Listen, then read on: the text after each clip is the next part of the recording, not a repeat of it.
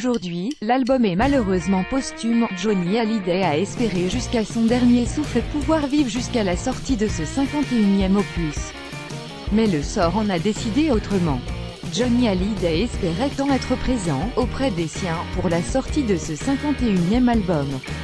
Mais affaibli par un cancer des poumons, l'interprète de « Je te promets », âgé de 74 ans aura finalement perdu son combat contre la maladie. Le célèbre rocker s'est éteint le 5 décembre dernier.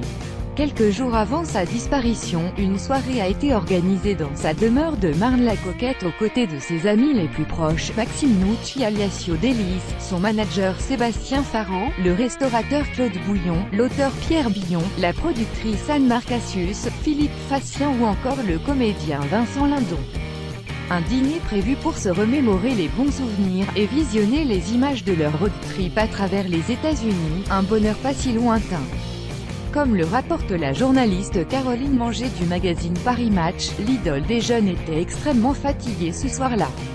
Et pourtant, Johnny Hallyday a tenu à faire écouter les quelques titres de son dernier album.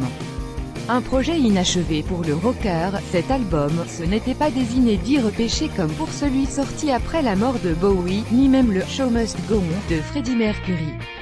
En enregistrant, Johnny refusait d'envisager ne plus être là à sa sortie, a expliqué Pierre Billon au magazine. Durant les derniers jours de sa vie, Johnny Hallyday était très affaibli. Selon les informations du magazine, la star ne pouvait plus se déplacer qu'avec l'aide d'une chaise roulante. Il était impossible pour lui de monter les escaliers pour accéder à sa chambre.